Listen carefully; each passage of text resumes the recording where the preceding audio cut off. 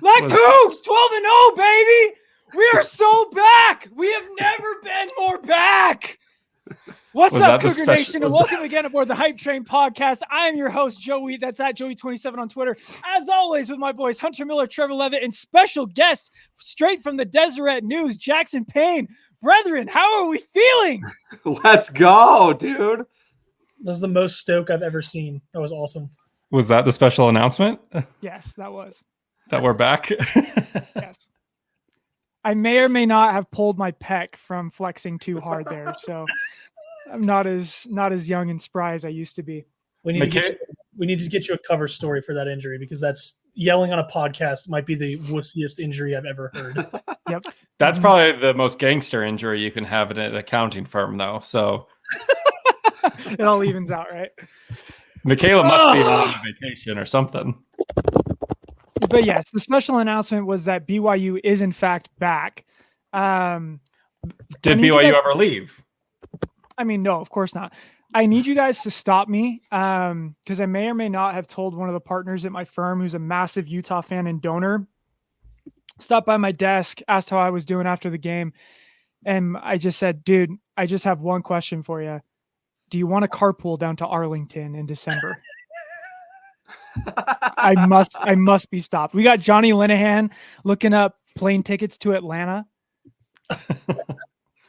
Well, first we have to go to Phoenix, right? To Fiesta. I mean, if you can only afford one game, why not? And you know you're going to the Natty. Why not just get tickets for the Natty? Just call your shot. Yeah. I guess it depends. You want to see BYU beat Georgia or BYU beat Texas? Oh, that's I've seen BYU beat Texas. So beating Sarkisian in the 96 throwbacks would feed generations. You'd have to get the Royal 96 throwbacks. Have to. I still can't believe they pulled out the all whites. Like I'm glad they exercised the demons of the 96 Washington game and won in that uniform combination, but it just at the time it felt like such a miss to where the only uniform combination BYU lost in. Little did we know it literally brought back the ghost of the 1996 football team. I was going to say it was the ghost of Lavelle Edwards blessing BYU and exercising the demons of the all white in response to BYU beating Wyoming in Laramie the previous week. Yeah. So it was like BYU goes to Laramie, they beat Wyoming, and as you know, for their good graces, Lavelle Edwards comes down and bestows victory upon the BYU football team. Lavelle's making sure everyone knows that the veil is very thin for him. He can play around however he wants. And you guys Lavelle are wondering, punched that ball out himself on Giddens. Well, he punched the ball out. He was the one who popped the ball back up to Parker Kingston. Like it's literally Angels. We got such a good reference. What was that? It was literally Angels in the outfield with Lavelle. Like the part where he's like the Angels doing like hacky sack with like the ball. He's like kicking it around like with his feet. That's Lavelle just kicking the ball up to Kingston. I'm just saying we got Kansas State fans crying online in their own podcast platforms about how Kansas State shot themselves in the foot. Yeah, well, Lavelle was holding the gun. Okay. I do want to say Patty Edwards was at the game as well. So they had no chance, dude. I'm sitting there watching the cut. We got Patty Edwards in the building. We got BYU players building a freaking human pyramid on the sidelines. There was no chance. We got TikTok influencers betting 10 grand on BYU to win. Like, we have famous co-hosts sitting next to each other. We got Jake Retzlaff in the house for the first time. No matter which god you worship.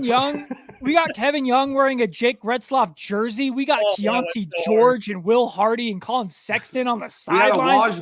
We had a wash bomb in Kansas State didn't stand a chance. Are you joking? I think BYU needs to stop doing the fire dancers in the fourth quarter, but keep all the pyrotechnics and just roll out Patty Edwards at midfield and just needs to do the drums. Yeah, she has to do the drums. Patty Edwards drum. Just she is the Grim Reaper. When you see Patty Edwards on the field, it's Jover. Just all black, got a little black veil over the front. Between the opening prayer Retzloff's rabbi in the house and Patty Edwards, whether you worship Old Testament, New Testament God, or Lavelle Edwards, BYU had their bases covered on Saturday night, and it showed. It showed. We got Kevin Young in the building, KYU. We got the Doctrine and Covenants going on. Just all the standard works were covered. I think Woj knew St. Bonaventure GM. St. Bonaventure sounds New Testament. That's got to be a religious school, right? I mean, BYU had a restoration of the 96 vibes by scoring on offense, defense, and special teams. So there's your restoration proclamation of the day. And that's the podcast. End podcast right there. In the name. It does not get more Hype Train podcast than these last 60 seconds. Speaking of 60 seconds, Hunter, when was the last time you had a 40 seconds as good as the one right before? No, I'm just kidding. That minute and a half right before the half, I thought it couldn't get better than that. Like that was about as it felt like Lavelle Edwards Stadium up until that fumble just had this like weird pent up energy where it wasn't as loud on those first two Kansas State drives. We were just waiting for like any reason to erupt. And I'm watching from our end zone. I see the replay on Twitter after the game. You watch the north end zone. The moment Tommy Process picks up that football, the entire section stands up. Every hand is up. It just explodes. And I'm watching the Rock, and they're jumping up into it. It was about as magical of a moment as I've ever had. And I thought to myself, it doesn't get better than this. And it got better than that 4 different times in the next 7 minutes. Yeah. If the crowd was a grade school volcano project, Tommy Process and the defense was the Mentos that got that project started. Sure. Like it was the best. Like you've got, this has like been your Trevor Levitt biology moment. You want to talk about being back, Joe? We're all back. But the like Tyler Batty gets his first career interception at any level. Like that was something that he told Spencer Litton on the field. Is he's like, I never had a pick all growing up. He gets his very first one. You've got Jake Retzloff literally 2 plays later drops a dime to Chase Roberts. I had a tweet earlier today. The second he threw that ball and it hit Chase Roberts in his hands, I knew it was over because everyone was cooking. Everyone was cooking. I was going to say, no, go ahead. Mel Kiper setting up that moment earlier in the week by saying, why are we going cover 2? We need to ban the cover 2 so we can bring back the deep passing game. Well, maybe just let Jake Retzloff get into the NFL, Mel. Maybe just watch a little bit more football, and there is a quarterback in Provo, Utah that is going to be on the top of your hot board in about 18 months. just makes that grow? Just a perfect cover 2 hole shot, dude. Like, Just shades of Zach Wilson against Louisiana freaking Tech. Yeah, exactly. Just right into the seam. The vibe I got from that play, it reminded me of every time BYU's hosted an FCS school and just beat up on them, like a Southern Utah and Idaho State, where they're just throwing guys wide open and it's just a bloodbath. And then you remember that's one of the preseason Big 12 champion favorites. That's like FPI had Kansas State. It looked like an FCS school on that throw. It was unbelievable. FPI had Kansas State as the #1 odds-on favorite to win the Big 12 going into the week. Until BYU broke them. BYU broke them on 1 play. And then 4 more plays after that. I asked the chat before the game, if you could look into the future and know that this game is ultimately, factored in as some tiebreaker that allowed Utah to go to the Big 12 championship game, would you accept a loss to Kansas State in return of that, that Kansas State is in essence victory, keeping Utah out of the Big 12 championship? And I think all of us said yes. Trevor did not. I said no. Trevor initially said no. I think he was talked into a yes. Yeah, he got peer pressured. Nate was the most adamant of like, absolutely take a loss to Kansas State. I can say with a surety 72 hours after that game, I could care less what happens at this point on any other school in the state of Utah, because Saturday night was absolutely electric. Yeah, how hard do you want me to pronounce the F? Yeah. It was the Homer incredible. I would dare I say, and we can talk about this a little bit later, because I'm sure we'll, as we do after every big time win, we discuss where it ranks all time. I'm just going to say, in terms of most electric atmospheres that I can remember at Lavelle Edwards Stadium, this probably ranks number 2. I mean, I'll start the discussion right now. It is absolutely the second biggest win in. I mean, you're just going biggest win. I was just saying crowd electricity. In terms of crowd electricity, the moment, the margin of victory, the opponent. I mean, it's got to be the second biggest I've ever been to, and probably the second biggest of my lifetime. Let's discuss, because I'm going to say second biggest or second most electric atmosphere behind 2021 Utah. Just like in terms of crowd, into the game, excitement, energy from start to finish, the electricity in Lavelle Edwards Stadium. And Jackson, I think, talked before we started recording about the factors of different, what are in essence marketing elements to a football game, play on the crowd atmosphere at LES. But even before the game, when the lights go off, and I know this is the first season where they've done this, which might have made it seem more electric, but having the lights off with the blue, as they run out of the tunnel, and then going into the fourth quarter, I saw 65-year-olds in my section doing the Icelandic Viking clap to the Cosmo drum. And before the game, people in my section were doing the power swaying. It was just, everyone seemed amped, from the fans to the players. And it clearly showed. The players played unreal and with a lot of energy. And then the crowd, I think, from before the opening kick, I was in the stadium about an hour before. I don't think I remember seeing that many people in Lavelle Edwards Stadium that early. Right. It was decently full, 30 minutes before kick, which I think is a rarity. Well, and the other piece that, listening to, I consume so much Kansas State content this week, guys. It's honestly pretty embarrassing. But one of the things they all kind of pointed out was how surprised they were that fans stayed throughout the game. I didn't know that was something that other fan bases didn't do. I didn't know that coming to a game to watch football is something that only BYU fans do, which I guess I shouldn't be surprised. But BYU fans come to a football game for the football, and it doesn't matter what the score is. We want to be in the building celebrating that. I think it stayed full because people were expecting to rush the field. I think it would have stayed full regardless. I think if the SIU game, it was still packed until the final whistle. Yeah, BYU fans stay the whole game typically. Most of them. I think it would have emptied out a lot more though, because it was still 95% full at the final whistle. I think that if there was no are we going to rush the field kind of suspense, that it probably would have been closer to 70% full at final whistle.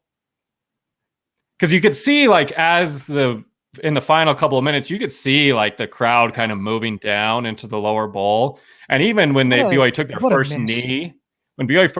knee, there were people, at least kind of where I was sitting, who jumped onto the field on the north, behind the north end zone. And then they made the first announcement of stay off the field. Obviously, the Big 12 has their rule that you get fined a bunch of money if you rush the field and everything, which is ultimately why I think BYU was so adamant, please don't, and that fans didn't. But I think there was some anticipation of we're rushing the field, and then it just never happened. But which is fair and is a huge miss by. Gotta save that Jay Hill money. Yeah. Honest. Can't be spending on rushing the field. We got to give. But also it was also a little bit more bad that you didn't rush the field after beating a top 13 opponent by 30. It's just I don't know. I say rush the field. I'm always team rush the field, but I think either way it's a win. I'm team rush the field, but I feel in this instance, rushing the field is great when there's so much anxiety through the game, and rushing the field kind of breaks the tension Like you beat Baylor double overtime, boom, like the floodgates open. You beat Utah and end the streak, and it's tense all the whole game. You rush the field. In this game, like, I mean, BYU pretty handily beat Kansas State. It was one of those that, like, it would have just felt awkward to rush the field, I feel like. And I love personally, I love the fact that instead of the fans coming to the players went to the fans, and you had all diving that picture. That goes so much harder than rushing the field to me. I think that's so much more iconic. The picture of the players doing the Lambeau leap after the game. Lavelle leap. The Lavelle leap was just it went so hard. I loved that was the cover picture of my article. We got to get that started actually. Upon further review of Lavelle leap, that would be sick. The Lavelle leap sponsored by Quick Quack. I'm surprised Parker didn't do it. He was right there. I guess he had already run 100 going to throw up. He had run 140 yards. He couldn't do another 5 and a jump. So what was for you guys? What was the best moment of that game? I mean, easily punt return. Yeah, gotta be punt return. I only put the Creed music to one part of the game, and it was the punt return. That should be the answer right there. It's fair enough. Next question. Is it now here's another hot take. Is it fair that play has earned BYU more national relevance than any singular play? I mean, maybe since Nebraska. Since Nebraska, like I think it's bigger than the Algier fumble was. Like Algier may obviously, like, to us, that play holds a sacred place in our heart.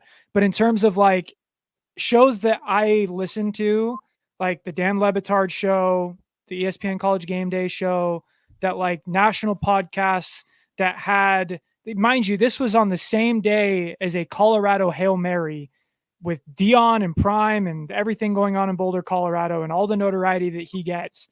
All anyone wanted to talk about on Saturday night after that game was, did you see that punt return by the white BYU wide receiver who ran 150 yards for a touchdown? Like, when was the last time BYU and greatest punt return in college football history have ever been in the same sentence? 1996. That was the last time?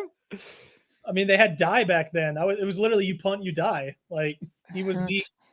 But I mean, but at the same, die did not fit the stereotypical BYU mold the way Parker Kingston from Roy, Utah, or wherever he's from does. You know, like I feel like for me, I love the punt return because I feel like it embodies so much of what BYU football is, and I think that's part of why it's helping BYU get so much attention and so many more fans around the country, because it's one of those things, like the improbability of that. One, it was the defensive safe return team on the field, literally the least likely group to orchestrate a punt return touchdown. It was pretty much the starting defense plus Parker.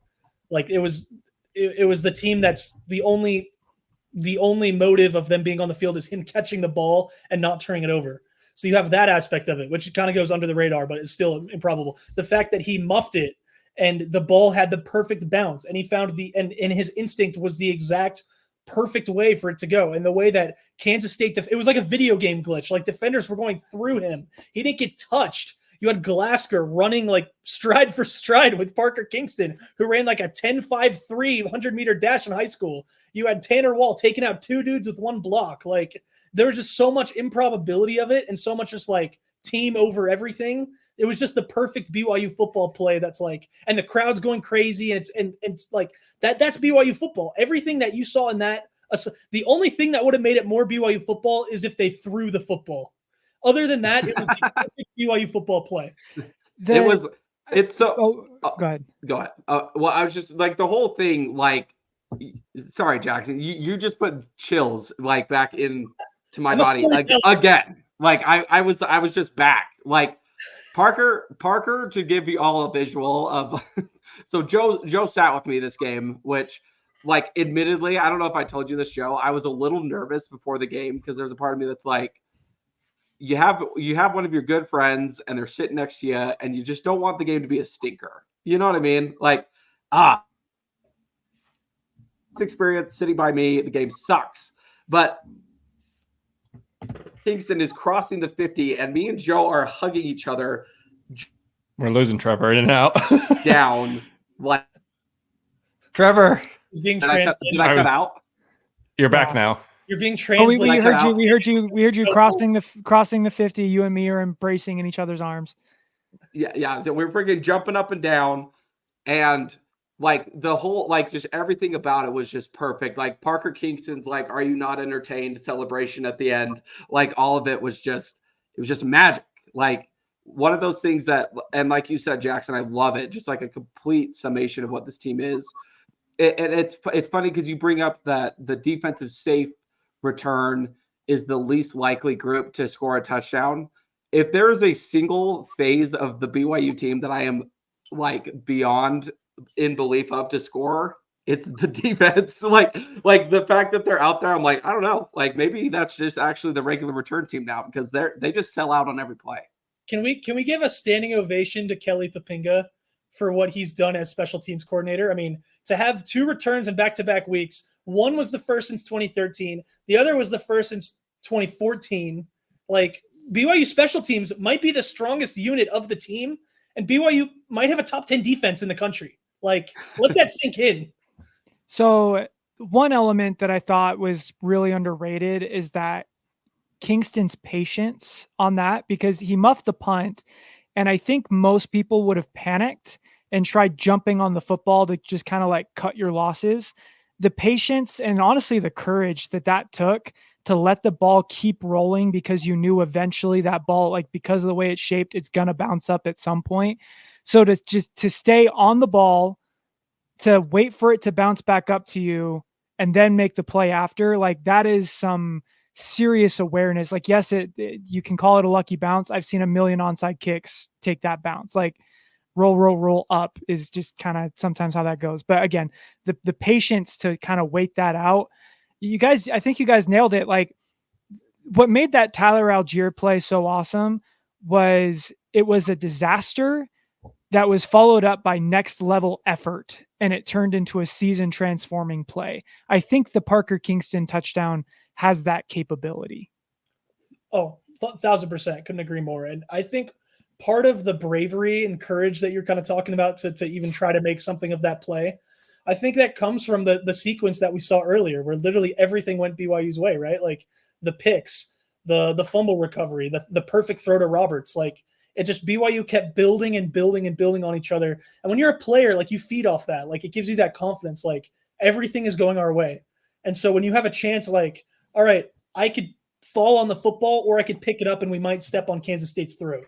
You know, it just becomes second nature. It's like, all right, all we do is kill Wildcats. We're going to keep killing Wildcats. And that's exactly They're what eating the cats. They're eating the cats. They're eating the cats in Provo. And beefy 5-layer burritos. That needs to be the podcast title for this episode. They're eating the cats. And 5-layer burritos. With all that all said, Parker, please just start catching the punts. Well, I thought this was kind of funny. Like, or let Glasgow return punts. After that's fair. So it was kind of funny. Like this morning, it wasn't our group chat, but it was another group chat. They were debating the merits of whether or not Kingston should be sat because he can't catch the football, and that is like next level Jake Retzloff syndrome. Like where we want to bench him, even though he hasn't done anything catastrophic yet. Like Parker Kingston, like BYU hasn't had a play like that in over a decade. Like that play has won more BYU more fans than any play in the last 30 years. And there's people out there that like seriously want that kid benched. Like he literally gave everything, left everything out on the field, including his lunch. Imagine benching a guy after they return a punt for a touchdown for the first time in 13 years. Well, like he did something for the first time in over a decade, and they're like, you're done. At the same group chat, I remember talking about how Hobbs Nyberg, they're like, oh, why can't we just get someone who's more explosive than Hobbs Nyberg?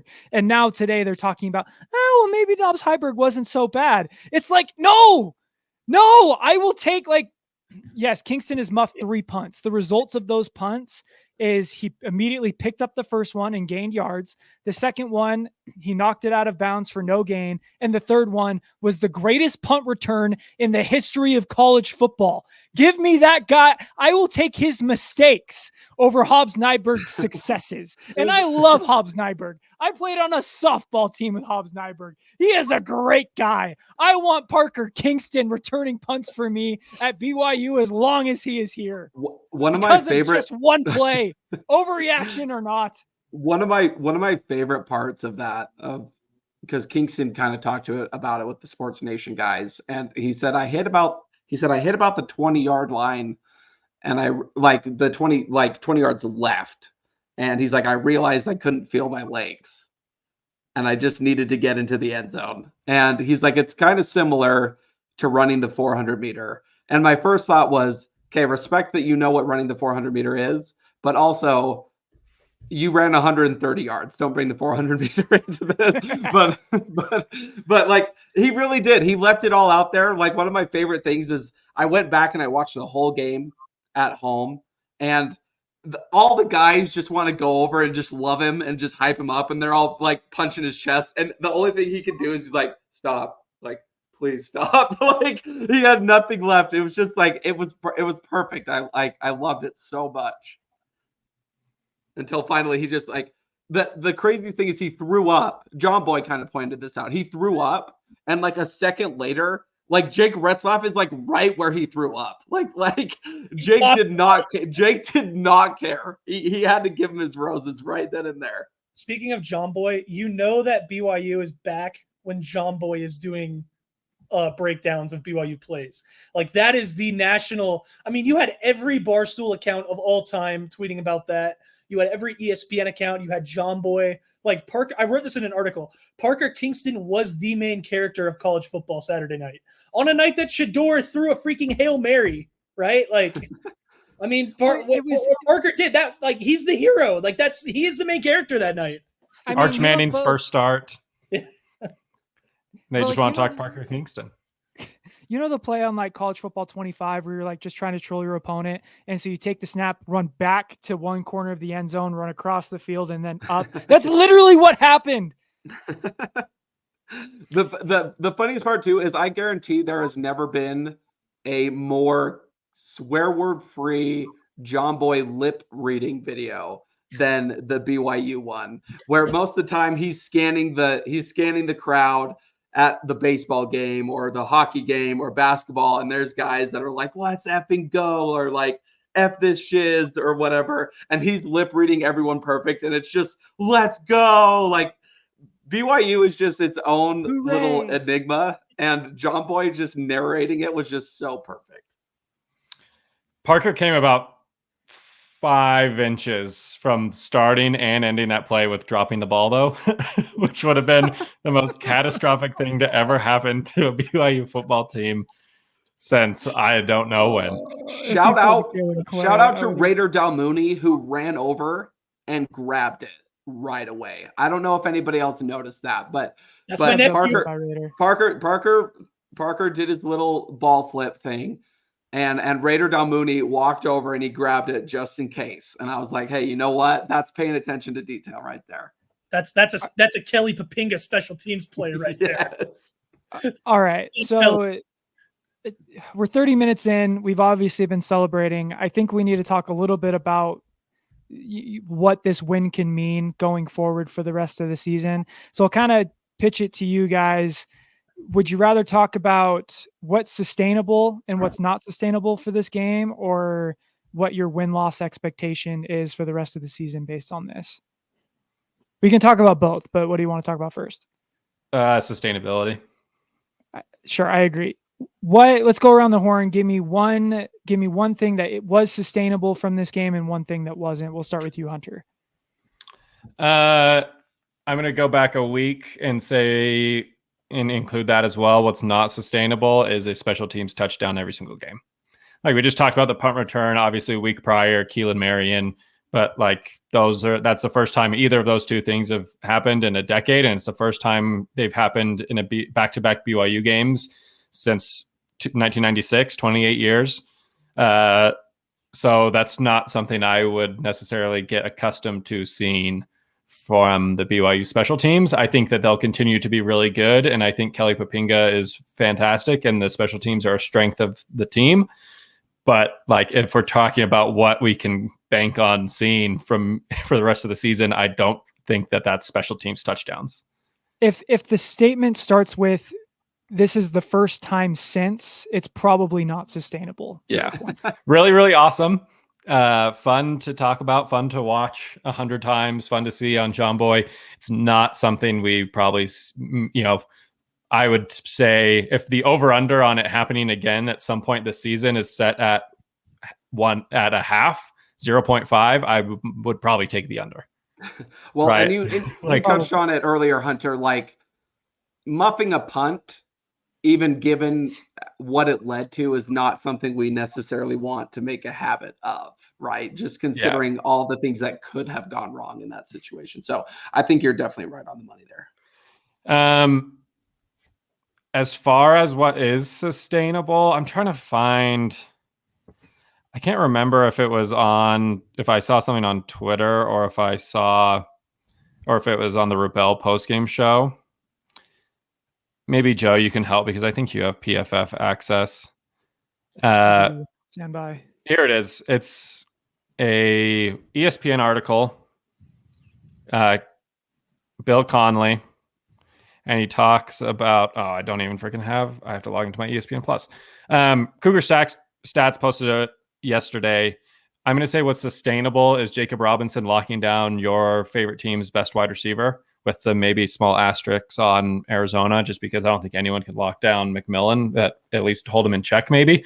Passing against Jacob Robinson this season, per Bill Conley on ESPN, quarterbacks are 4 of 13 for 20 yards, no touchdowns, and 1 interception with a 28.3 efficiency rating through 4 games. And Which, that's for reference, incomplete pass is a 39.6. So throwing at Jacob Robinson is worse than throwing the ball into the ground. And that's like having played 2 power 4 opponents too. It's not like, obviously Southern Illinois, and Wyoming is Wyoming, but SMU put up 66 points this weekend against TCU. Kansas State scored 34 against Arizona. And was a top 15 team. Like, those 2 show me that it's not just, BYU playing cupcakes. I think they'll obviously face tougher opposition as they, at least offensively, as they go throughout the season. But it's not like Utah's necessarily a super strong passing team. I know, Isaac Wilson looked decent this last week against Oklahoma State. Baylor's not necessarily. Jake Retzlaff versus SMU stat line. Yeah. It's 200 yards, 1 touchdown, 2 picks. Elite. 2 touchdowns, didn't he? Irregardless, like, your other quarterbacks you'll face are going to be KJ Jefferson, Houston, garbage offense. Jaden Daniels is going to maybe throw 5 picks to Jacob Robinson if he continues looking like he has. Whoa. Nick Daniels. Keep my kid's name out of your mouth. As Jalen Daniels. After watching last night, you can understand why I have Jaden Daniels on my mind. Greatest quarterback since Jake Retzlaff. Duh. I mean, Jaden Daniels could probably play against Jacob Robinson and still throw 5 interceptions. Like, that's how good he's been. The only Baylor this week. Dude. Jackson, I love you. We have literally seen what happens when Jaden Daniels plays a BYU defense, and the result is 2 picks and a loss. Okay. Hey, that was pre-LSU. Your point stands. Take the point. We're muting Jackson. He's in timeout for saying that a quarterback wouldn't throw 5 picks to Jacob Robinson. But like Alan Bowman, KJ Jefferson, Jalen Daniels. Can't even name Baylor's quarterback. I probably should be able to, considering we play him on Saturday. But like, these aren't necessarily quarterbacks that I think are going to light up defense to begin with.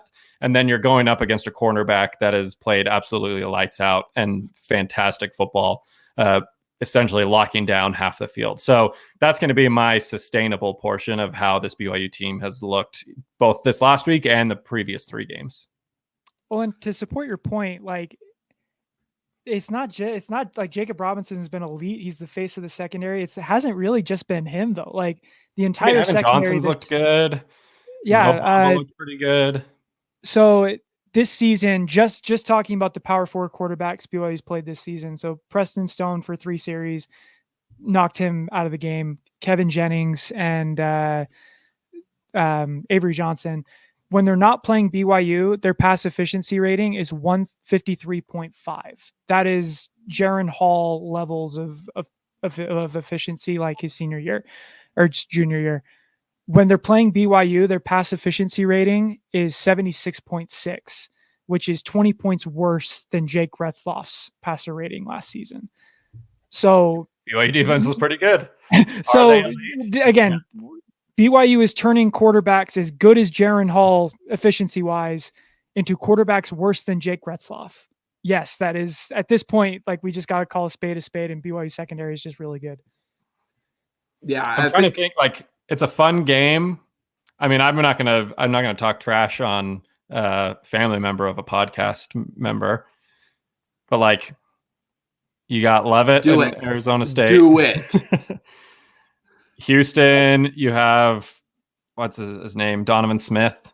Like which I'm trying to go through this list. Who knows if it's going to be Wilson or Rising for Utah? Going down the rest of the schedule, I'm trying to think of like which quarterback. I mean, play the game. Which quarterback in the remaining games has the best stat line after they play BYU? It's got to be Fafita.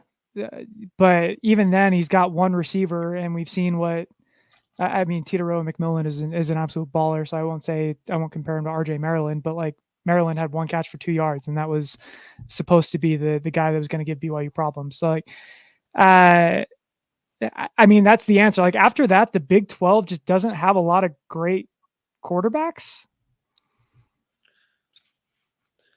I mean, one thing I'm really encouraged by, it's like Sawyer Robinson against Baylor. That's it. And one thing I was encouraged by, Avery Johnson was supposed to be like the big bad quarterback coming in, right? He was supposed to gash BYU's defense. That was the expectation. BYU struggled to contain mobile quarterbacks historically and a few times this year. The game plan that Jay Hill rolled out for Kansas State was so perfect at minimizing Avery Johnson. And the assignments were so sound, and everybody just complimented each other so well, especially in the secondary where a lot of the plays ended because of his escapability with his legs, that I feel like you're going to have quarterbacks that are 3 tiers below Avery Johnson in the Big 12 that Jay Hill is going to lock in on and destroy through the game plan. And so, I mean, just because the defense alone, the floor for BYU should be considered 8 wins right now. And that's because BYU can stop quarterbacks now. And there aren't a ton. I mean, Avery Johnson is one of the better quarterbacks in the Big 12. I mean, Alan Bowman is not going to do the things. Alan Bowman does not scare me. No, Alan Bowman is not a scary quarterback. KJ Jefferson, BYU's beat him before. And I mean, I'm worried about the weapons on UCF, but like as a quarterback himself, I'm not that scared of KJ Jefferson. Like, I'm not saying BYU's going to go undefeated, but I mean really elite defense, and BYU is going to come after quarterbacks like crazy. Just in every phase, it's going to be awesome. I mean, I'm thinking about a potential undefeated matchup on November 9th. Don't do it. Don't do it to me. I was sitting here looking at the next few games. I was sitting looking at the next few games, the next few quarterbacks, and I mean, it was kind of like, well, maybe they beat Baylor. I mean, they just demolished Kansas State, who clowned all over Arizona. Then you have Alan Bowman. Hill has 2 weeks to prepare, by the way. Against, for Fafita and McMillan. You give, Jay Hill an extra week. Then you have Bowman and Oklahoma State coming into LES on a Friday night. And then you go to UCF and KJ Jefferson, like who BYU, like you said, Jackson had really good success against last year. I mean, KJ. Then you got a short little drive up north on November 9th. I don't know. UCF, realistically, UCF is. This is going to sound really rude. UCF is fat Kansas State, where it's like they're built to run the football. They can't throw. They have a really good defense, and then they have KJ Jefferson, who just looked like he ate Avery Johnson. Please, no UCF fans listen to this. I love you guys. I can only make So classy. I can only make these comments because I love you so much. Go Central Florida. That was a good one. Heyo. No, like look, but like I totally just cursed this, but like looking at the schedule, I'm not going to say anything.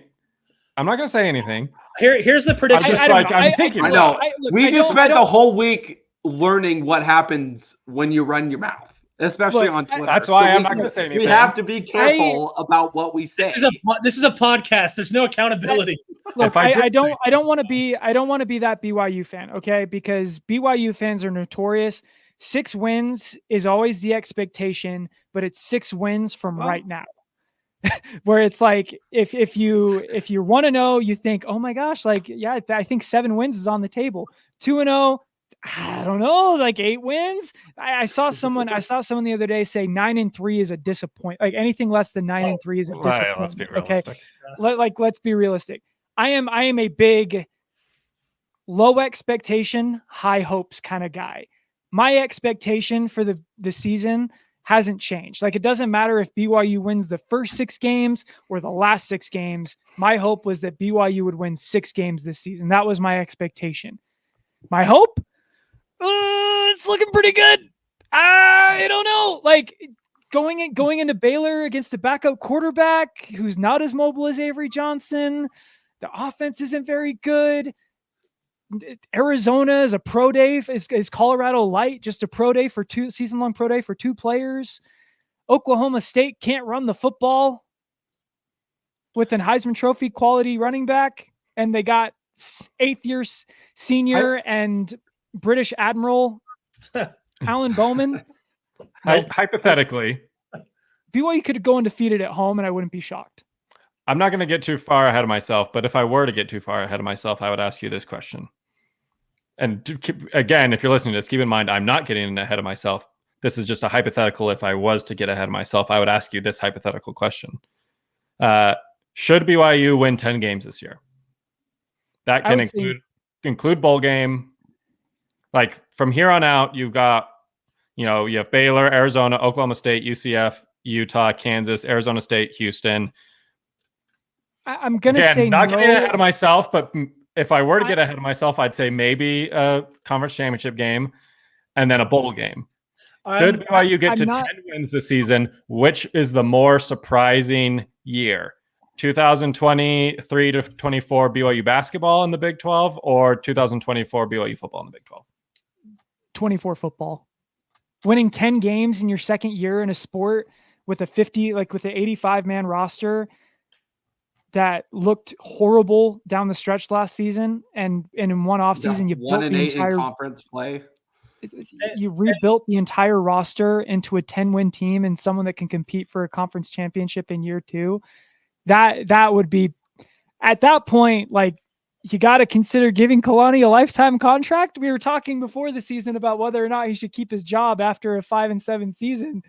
If they win 10 games, I say just give him and Jay Hill a blank check and let them do whatever they want with the program after that. Like, that is next level. I feel like I would agree that football would be the more impressive win, because I'm not trying to downplay what basketball did last year, because it was so awesome and so fun, but it's going to be a blip on the radar with the Kevin Young era coming up, right? But so much of what Mark Pope and his team did was gimmicky, where they're hucking up threes and they were running kind of a circus to try and compete. Like, they were trying to cheat the system. BYU is just anyone knows gimmicky. BYU football. I just want to pause you right there, Jackson. Calling Dallin Hall getting buckets over Hunter Dickinson gimmicky, and then being like, but this Parker Kingston punt return touchdown, that's just good football. I meant gimmicky and like the volume. I know what you mean, but it is. They had Ali Khalifa was their point guard. Come on, tell me that's not a shows the Egyptian Jokic if Jokic scored 2 points a game. This, but the point I'm making is that BYU basketball had to get really cute and kind of like really shake things up to be taken seriously, whereas BYU football is just better than other teams. Like, their defense is elite. They're just dominating in way. Like, it's not like they're just like they're imposing their will on teams defensively, and that's to me, that's more admirable knowing BYU's history than hucking up a bunch of threes, because let's be real, Mormons are supposed to shoot threes. Like that's the 14th article of faith, right? Like, don't know what the paint is. I mean, Spencer Hall is one of my favorite college football writers. His comment was that Kansas State is getting the good word upside the head. Like that is a perfect encapsulation of what I want BYU to be. Hit you over the head with the Book of Mormon and then give it to you. BYU only shoots threes because they've been taught since primary to avoid the restricted area. Hey-o! Hey-o! I was trying to workshop that in my head. That was the best I could come up with. That was a win. That was a win. Very well done. Very well done. Thank you.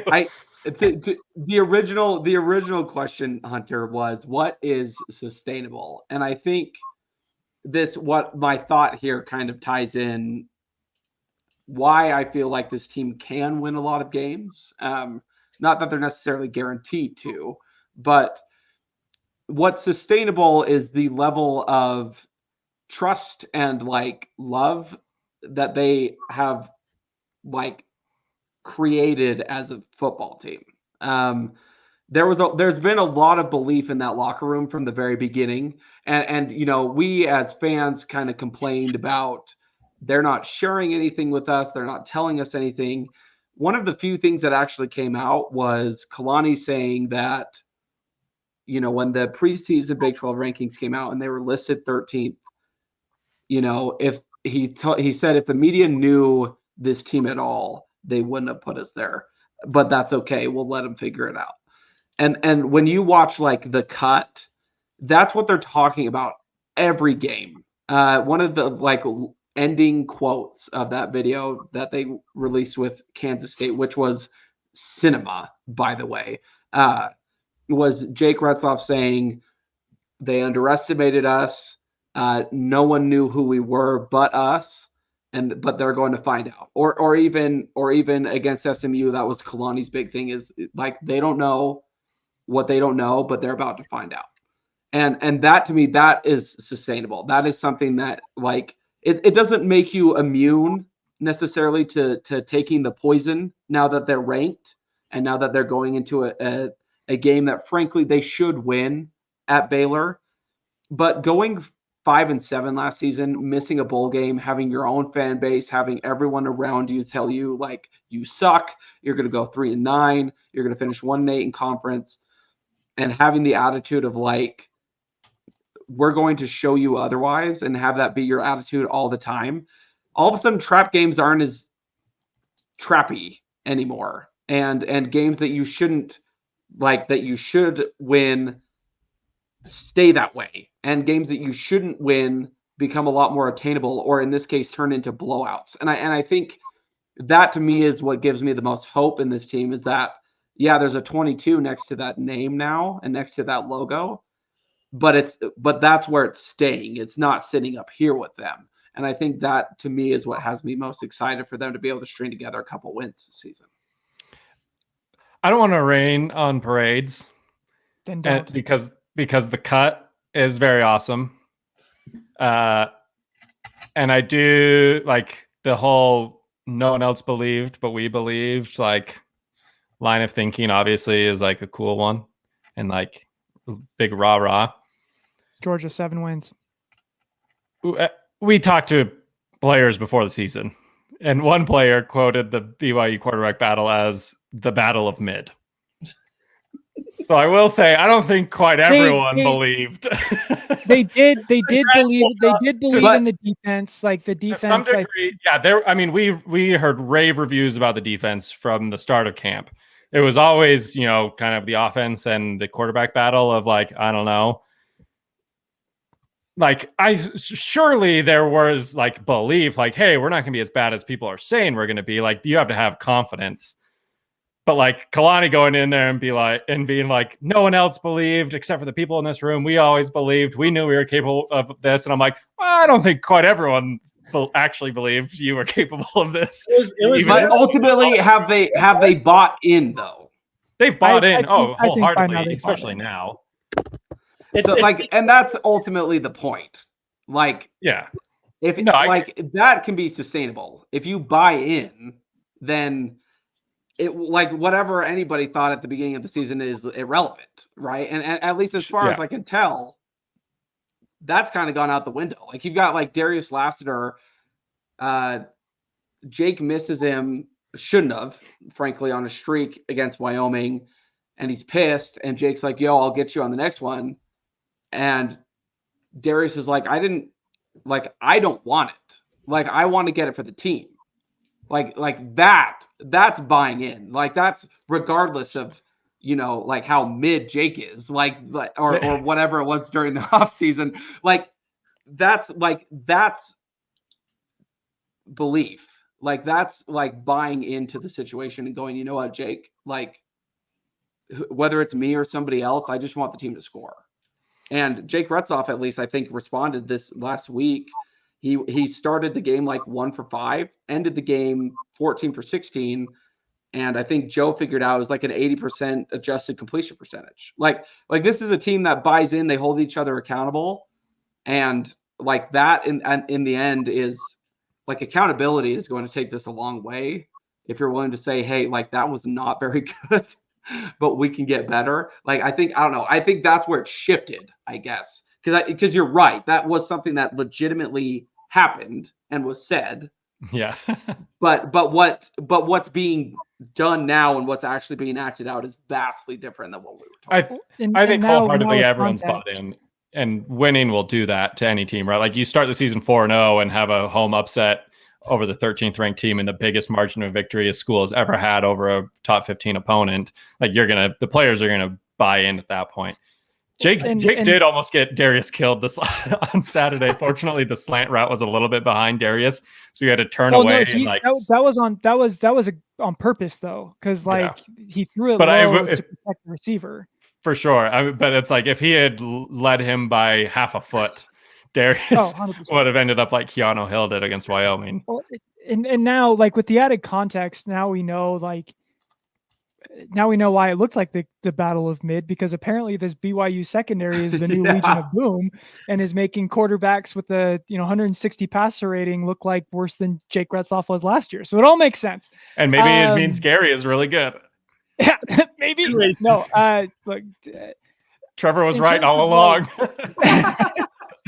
Look, in terms of like what I think is sustainable, not sustainable, the margin of victory isn't sustainable. Like, I don't think BYU is 29 points better than Kansas State. Like, I think Kansas State is a really good football team. If that game gets played again, there was a lot of luck that was involved in making that score the way that it was. I can't say that BYU was lucky to win, because last season we saw a very similar kind of game with BYU and Arkansas, where BYU did have they had under 300 yards of offense because they had nothing but short fields, and BYU's defense did generate 3 turnovers. And what that resulted in was BYU ended up eking out a 7-point win. And I don't know what you got, if you guys know about like what post win expectancy is. Basically it's a measure of like, if the same stats, if the game were replayed with the same stats, how often would one team win versus the other? According to that, Arkansas had a 96% win expectancy in that game, meaning if that game was played again the exact same way, you would expect Arkansas to win that game 96% of the time, which again feels insane. But like that's how BYU won last year. Like they didn't have a single much worse Arkansas team than this Kansas State team. But it's like that's how BYU won last year. They didn't have a single game with a post-game win expectancy of 100%. Like even like Sam Houston was an 84%. SUU was a 99%. Texas Tech had a 73% chance to win that game if it was played again. Like BYU won in ways that were not sustainable and honestly kind of bizarre. This season, BYU's win expectancies are 100%, 96%, 100%, 100%. If BYU replays those games the exact same way, BYU is winning those games 100% of the time. And that, like, it just goes to show that, like, yes, there were some weird things that happened. but there are things that BYU is doing that are absolutely sustainable. And you guys both brought up great points. I think the effort, to your point, Trevor, the buy-in, that's something that can and should be sustained. The secondary hunter is absolutely something that could be sustained. I mean, the defense, 100%. I think we're at the point where, like, I mean, we're talking about 2012 level of defense. They've allowed more drives that have gone 0 yards or negative yards, 11, than touchdown drives this season. 4. Like, that, just ridiculous numbers from the BYU defense. And it's crazy that none of those 4 touchdown drives came against their 2 Power 5 opponents. No. Like, the 4 touchdown drives came by the 2, FCS and borderline FCS opponents. And if Jay Hill hadn't had a heart attack 2 days before Southern Illinois, maybe they don't give any touchdowns up that game either.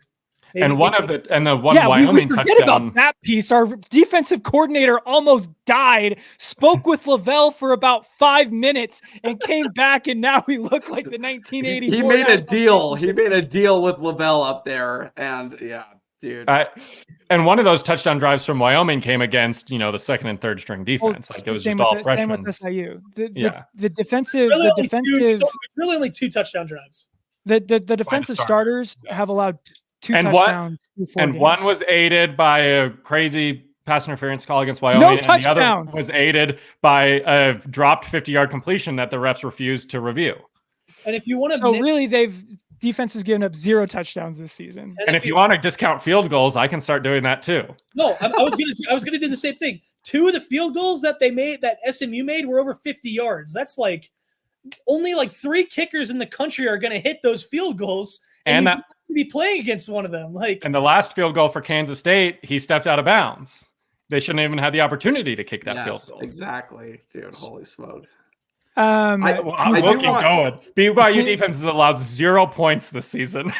I do want to address, like, when factoring in things that I don't care about, that I don't like. Speaking of things that I don't like and I don't care to hear about, Joe, you brought up that some things have been said by some Kansas fans or Kansas State fans. And if any of you are listening, I want you to know that I respect Kansas State, but I need to address. Well, I mean, you were listening to Kansas State post.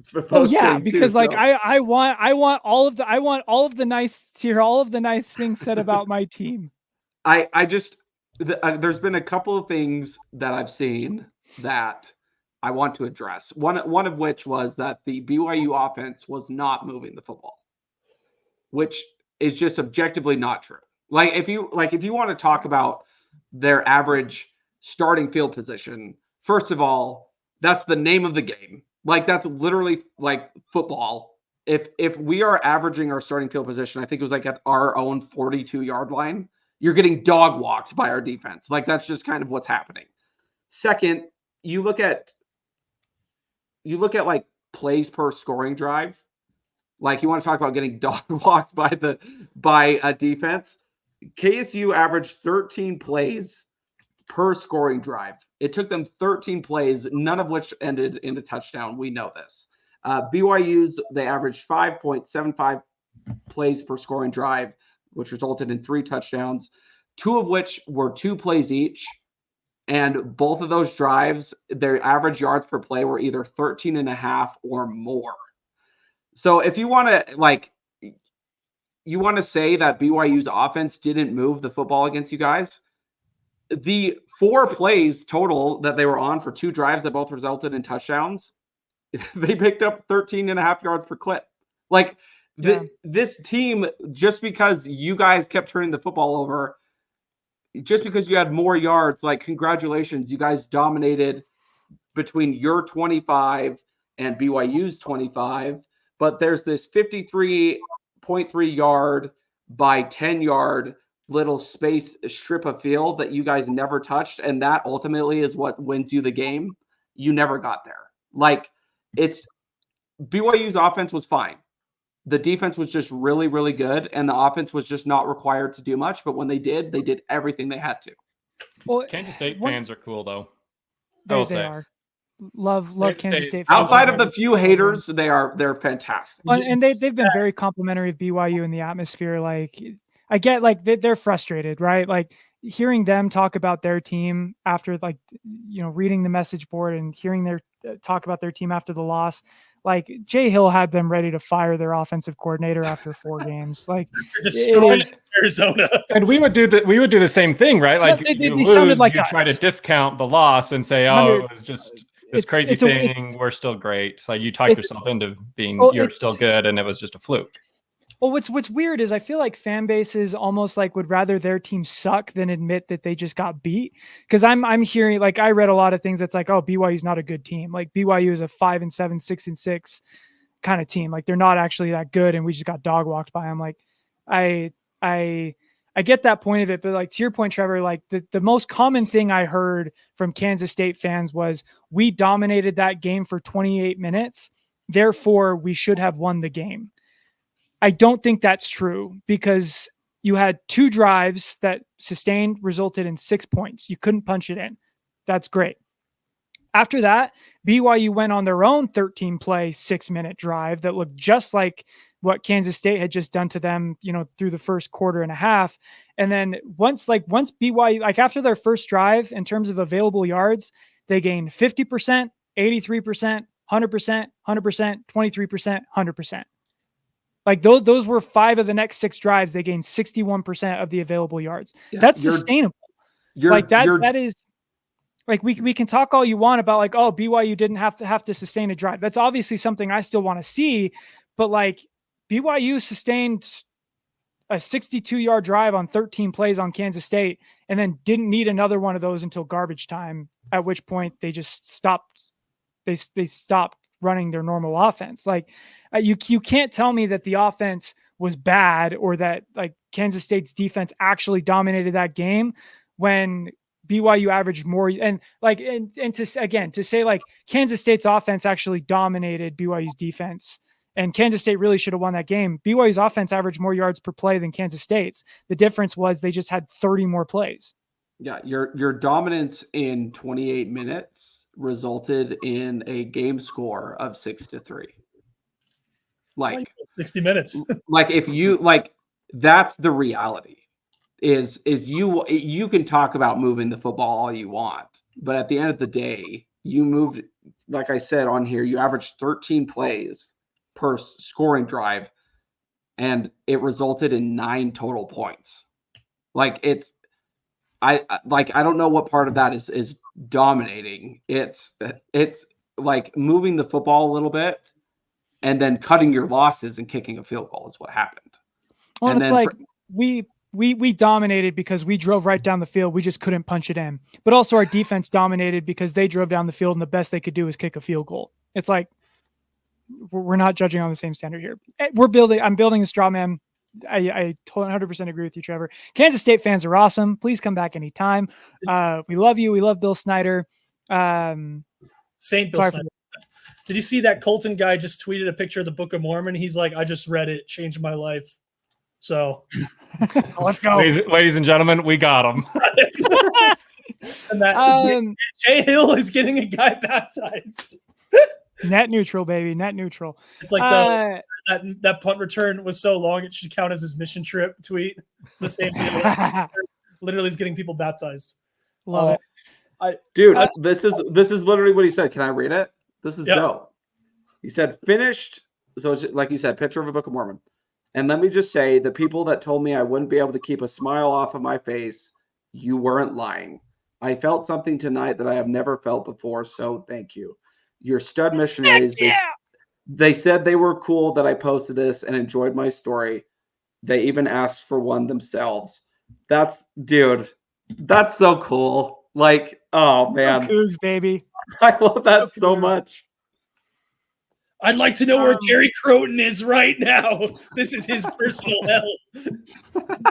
Speaking of religion, we got the Bible Bash this weekend against Baylor. How big is this game for BYU? Because honestly, I think it's every bit as big as the Kansas State game was. I want to agree with you. I've been waiting to say this. BYU has still not won a road Big 12 game.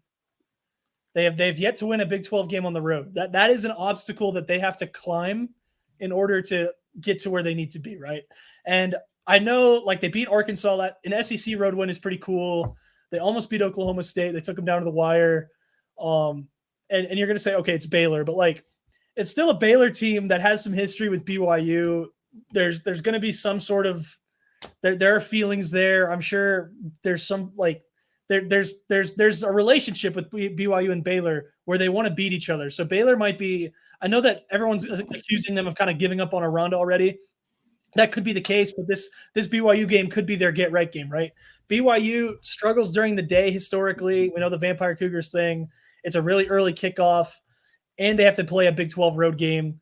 Those are two things to where I'm ready to say that this BYU team is legit and that the defense is elite, but this Baylor game is the biggest test by far because they have to get over that hump of never winning a Big 12 road game before we can be taking them that seriously. And Baylor is the perfect team to do it against because of the shared history and the intrigue. And, you know, I mean, it's this Baylor. I mean, this is like if you were going to Cincinnati and beating them, I don't think it would have nearly as much importance just because Cincinnati's terrible.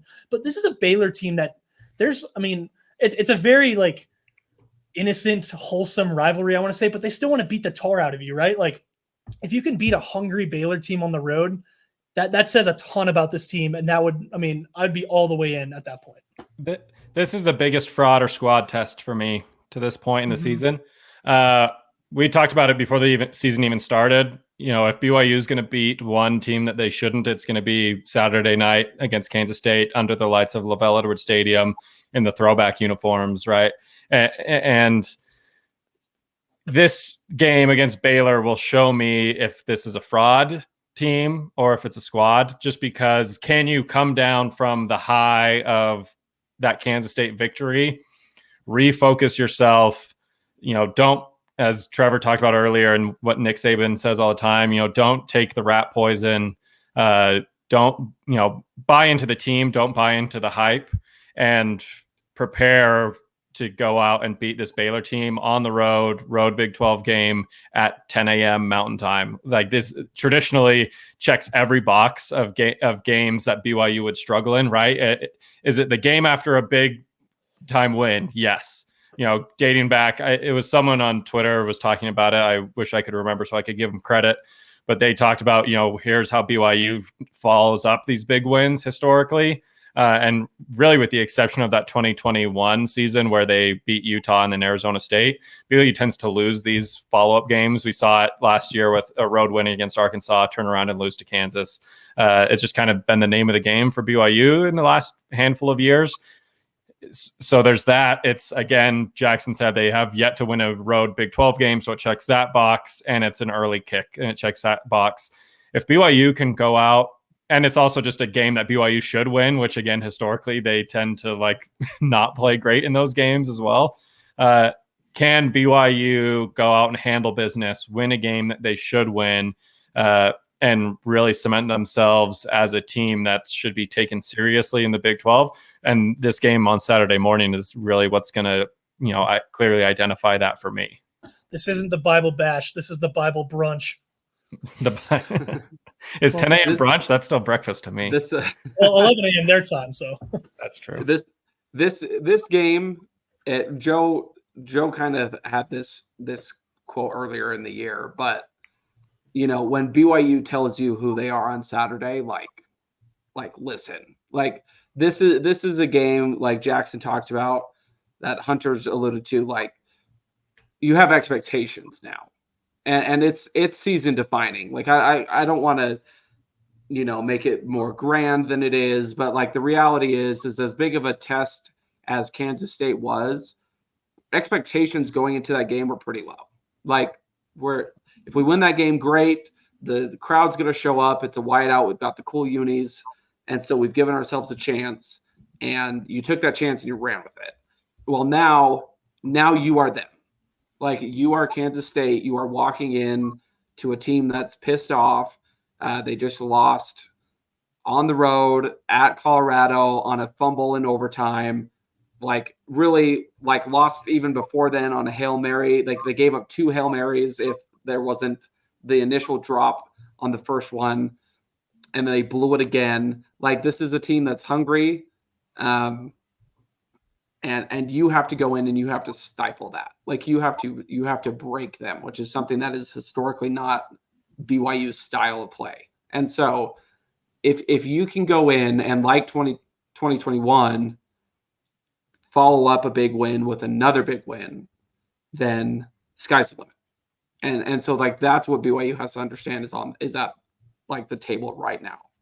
Is everything you hope to accomplish rests entirely on this game, because it's going to define how you look at the rest of the season. Do I think they're capable? Absolutely.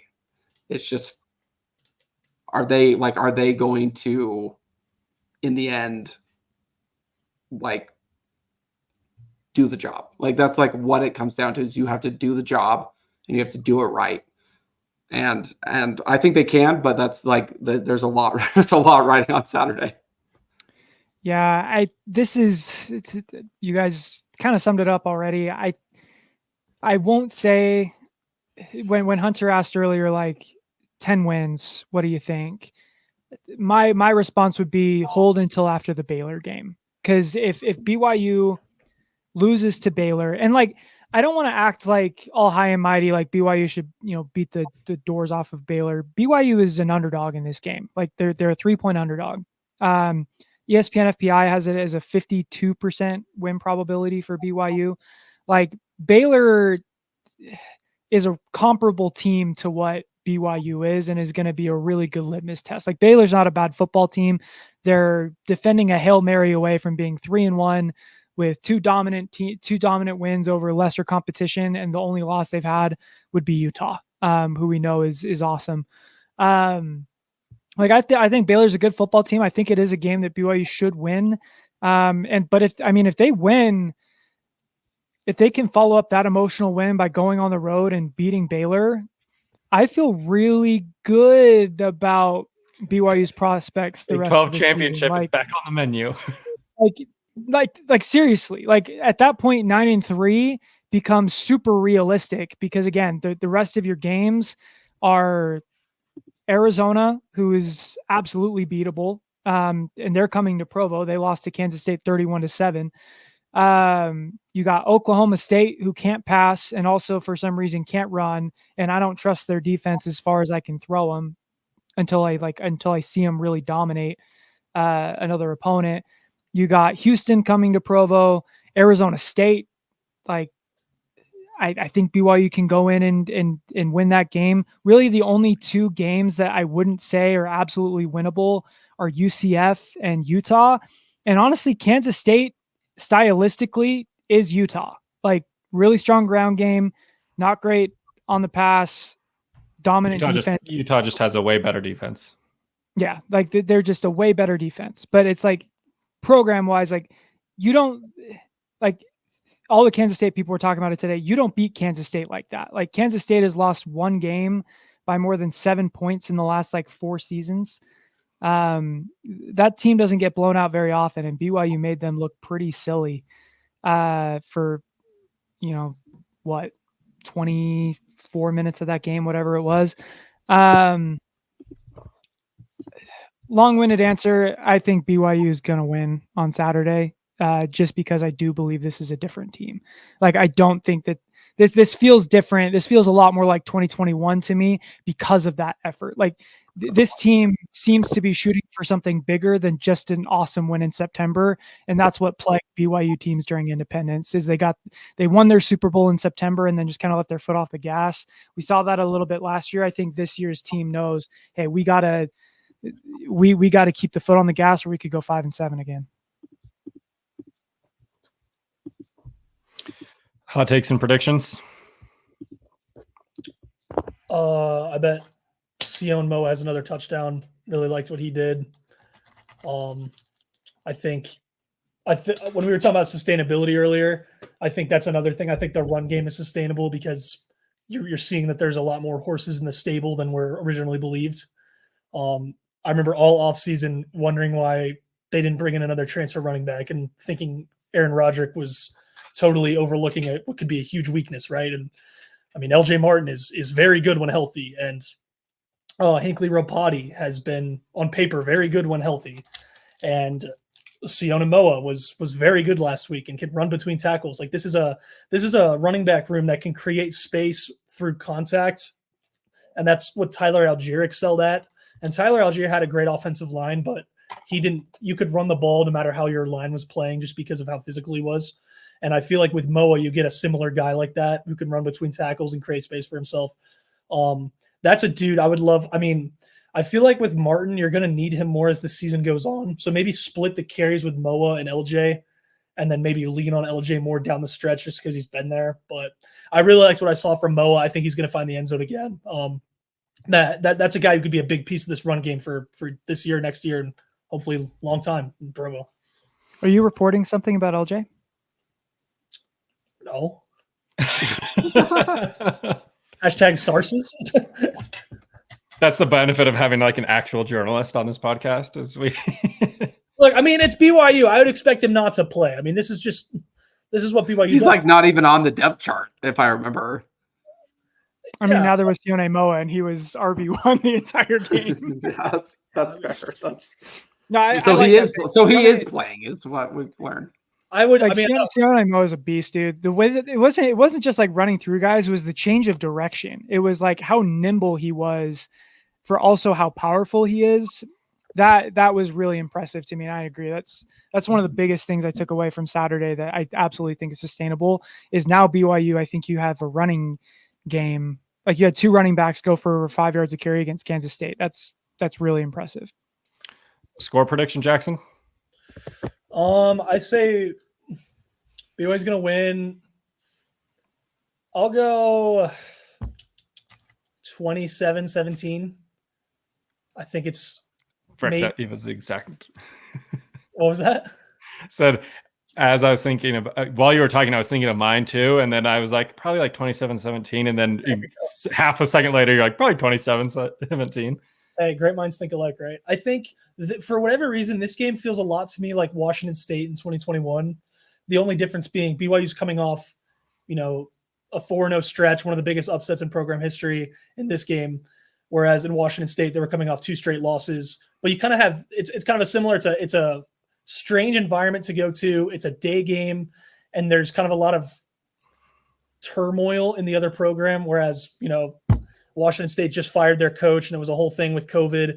And now Aranda's on the hot seat, and he might be losing the locker room. They just had the collapse with Colorado. So it's one of those things like I feel like it could be BYU's walking into a very strange environment just because of how up the team is playing.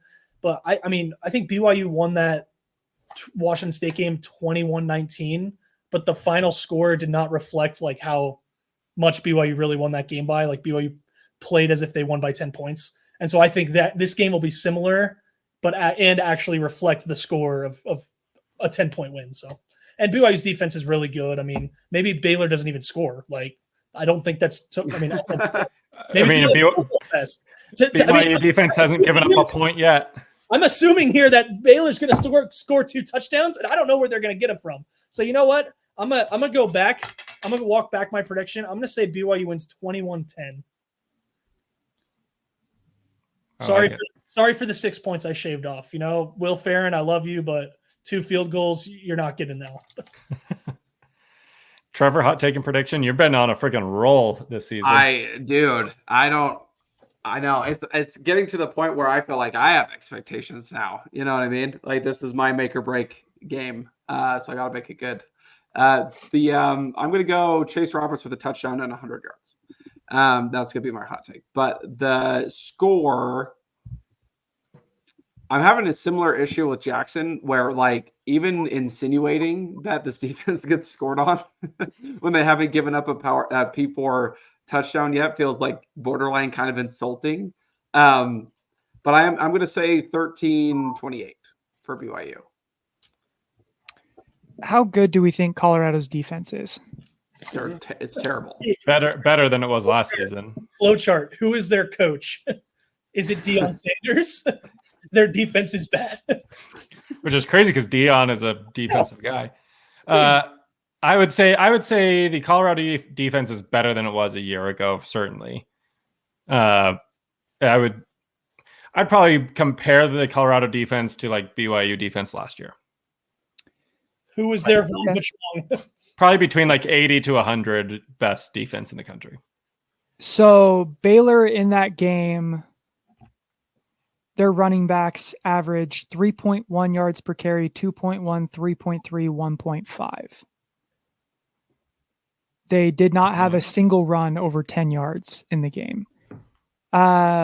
Sawyer Robinson had a really good game against Air Force, followed that up with 11 for 21, 148 yards, 2 touchdowns, no interceptions.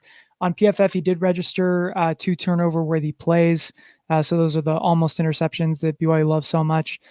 I don't think this Baylor offense is very good, man. Like I think Kansas State's offense is infinitely better because they have something that they do that's elite, which is run the football.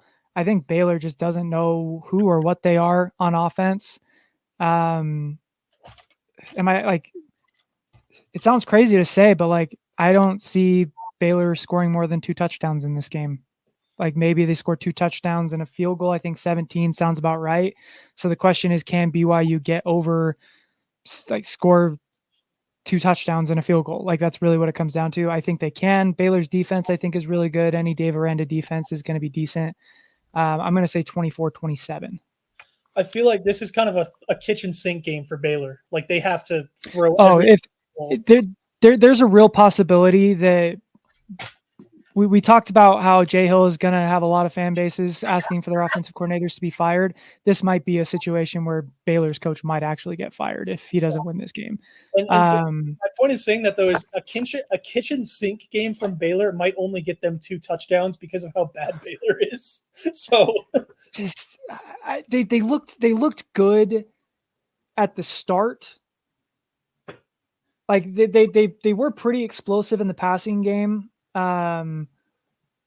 But again, like it all just comes down to like how good is Colorado's defense, and I just don't think they're that good. Sawyer Robinson, Baylor's quarterback, was 1 for 6 on passes between 10 and 19 air yards. Sawyer Robinson, it sounds like a BYU quarterback name. Kind of does, doesn't it? It looks like I think he looks like a BYU linebacker, actually. That's probably better. Like, I think he's fine, but like, I don't know. He I didn't think he was that impressive. There were like a couple of really explosive plays he had against Colorado through the passing game that I just don't think they're going to have. He had like that 40-yard touchdown run too. Yeah, but like, I mean, maybe that's repeatable against BYU's Jack defense. Kelly doesn't let that happen though. But like Avery Johnson was held to 1. Like Avery Johnson, I think, is a better runner than Sawyer Robinson. He was held to one run of 20 yards or more. Like, just put Jack Kelly as a spy, and I feel really good about BYU stifling Baylor's offense. And that's the coolest part, is like defense travels. Like, one of the reasons I think BYU came out flat in so many day games is like defense, like good defense requires you to just be mean. And so I think BYU just didn't have that edge on defense, and so came out flat in a lot of games. Good defense travels, and I think Jay Hill is going to have this defense ready to play, whether it's 10 a.m. or 10 p.m. And so again, it just comes down to like, can A-Rod call a good enough game? Can Jake Retzloff play clean football for 2 games in a row? If so, I think BYU wins this game by at least a touchdown. Sawyer Robertson, no interceptions on the season so far. There's another Baylor quarterback that last time BYU played in Waco that also had no interceptions going into that game and threw his first against a BYU defense. I am going to say my hot take is that Sawyer Robinson transfers to BYU. Is that Sawyer Robinson throws an interception, and then after a different stop between now and 2027, he transfers to BYU. No, I'm going to say Jacob Robinson not only intercepts Sawyer Robertson, but picks him off and takes it to the house. So pick 6 for the BYU defense. You want to know why I love that prediction, Hunter? Because Jay Hill defenses always randomly get interceptions from guys that don't throw interceptions. So last year at Arkansas, in 5 seasons at Arkansas, KJ Jefferson had thrown 11 interceptions, which is like 2 per year, and BYU got 1 last year. And then last week, Kansas State, Avery Johnson had thrown 1 interception in 11 games prior to coming to Provo, and BYU picked him off twice. Like, I'm telling you, Jay Hill he's the Grim Reaper. Ball knower right here. Jay Hill puts quarterbacks in positions that they don't know and therefore can't handle. And it's awesome. And when this podcast is over, I'm going to tell you guys a story about Jay Hill that I can't really share on the air, but you guys will love this. Oh man, now we're rushing to get this. He just said that so we can wrap this podcast up. Cougs by a billion. I'm gonna say. I also wanted to flex that I know things that other people don't. You know? So I'm gonna say BYU. My hot take is Jacob Robinson pick 6. My score prediction, I think it's an early game for BYU. I think it's going to be slower starting. Going to take a while for them to really wake up. BYU still gets the dub regardless. Scored 24 points. So 2 offensive touchdowns, defensive touchdown, and a field goal. But I'm also going to say BYU continues the trend and holds a power 4 offense out of the end zone and only gives up 12 points, all field goals. So 24-12 final score. So I should start Baylor's kicker in fantasy. Okay. Yeah. I'm going to say my hot take, Sawyer Robinson under 150 yards passing in this game. He only has 463 on the season in 4 games. So really, that's not a hot take at all. What am I doing? I think going over would be a hot take.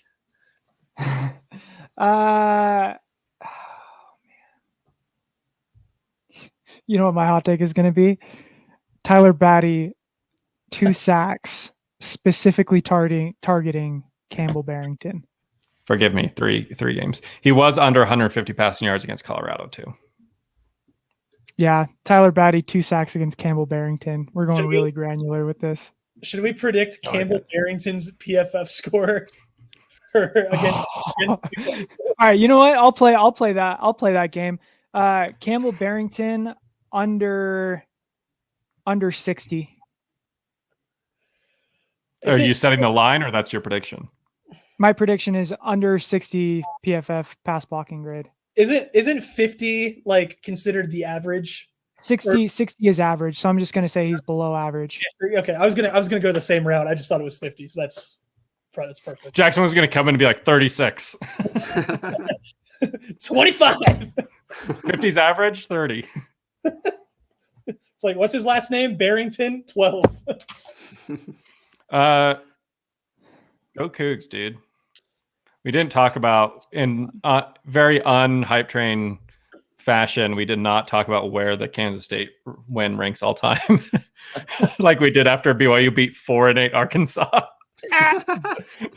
Right? Yeah, probably top 4. We got our eyes set higher. Yeah, I think that's growth. I think doing that's an off-season topic. You have to retire the bit forever, because that's just. Yeah, that really was what tanked the season after that. Because we were like, where does this Arkansas win rank all time in the Kalani era? Probably just behind upsetting number 6 Wisconsin in Madison. So, guys, Train Pod came out 6 years earlier. Where does the Portland State win in 2017 rank? So we're gonna miss bottom one game, and that includes losses. This might be the most freezing cold take I could have of all time. Baylor's number 1 player on offense is Campbell Barrington, has allowed 0 pressures and 103 pass blocking snaps, according to PFF. So he hasn't played Tyler Batty yet. This is a hot take for sure. Bro, Jack Kelly is going to eat his lunch. Oh goodness. Go Cougs, dude. Cougs by a billion. Cougs.